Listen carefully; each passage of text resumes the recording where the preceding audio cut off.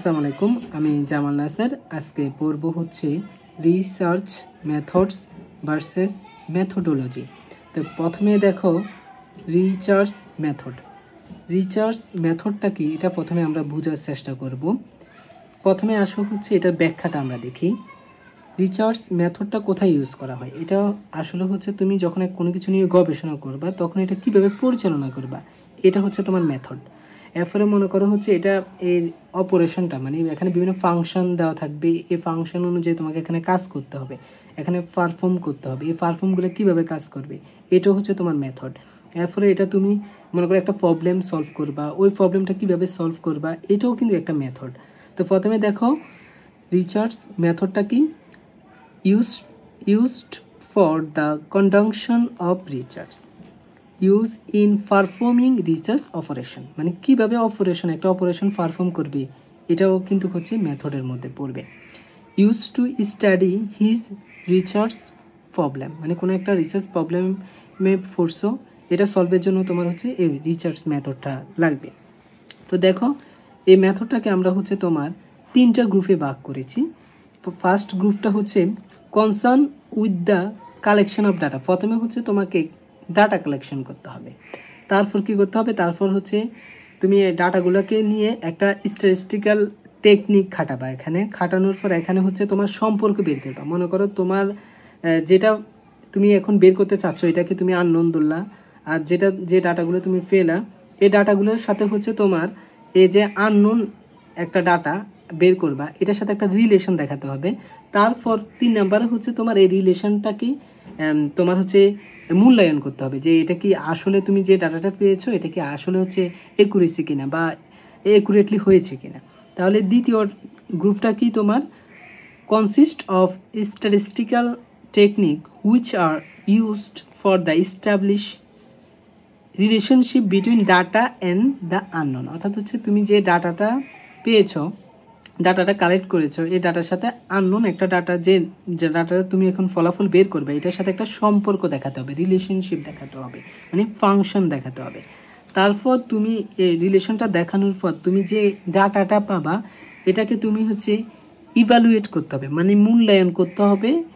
মানে এটা তোমার একুরেন্সি হয়েছে কিনা, মানে হচ্ছে তুমি যে রেজাল্টটা পেয়েছো এটার সাথে কি সাংঘর্ষিক কিনা, মানে মিল আছে কিনা, এটা তোমাকে হচ্ছে বের করতে হবে। এবার আসো হচ্ছে রিসার্চ মেথোডোলজি।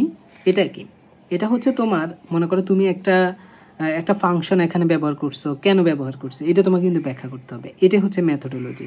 বা মনে করো তুমি একটা হাইপোথিসিস এখানে দেখাবা, হ্যাঁ এই হাইপোথিসিসটা কেন দেখাচ্ছ, ঠিক আছে, এটা কেন দেখাবা, এটা কেন ব্যবহার করা হবে, এগুলো তোমাকে কিন্তু ক্লিয়ার করতে হবে।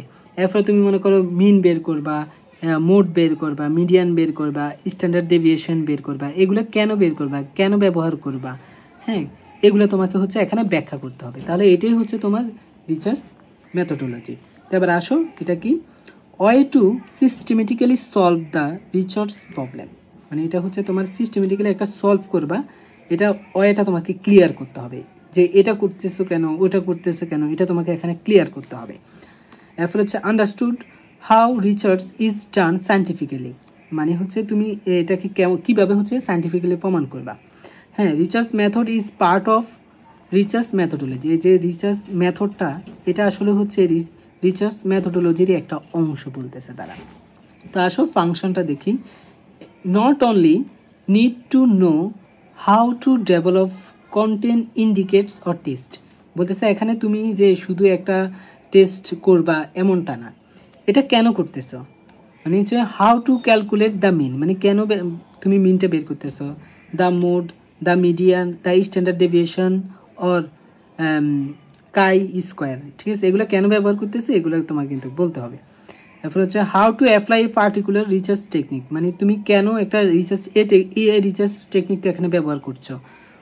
But they also need to know which this method or technique are relevant and which are not and what, মানে মনে করো তুমি একটা টেকনিক এখানে ব্যবহার করবা, এটা কেন রিলেভেন্ট বা কেন রিলেভেন্ট না, ওইটা তোমাকে এখানে হচ্ছে তোমার ব্যাখ্যা করতে হবে।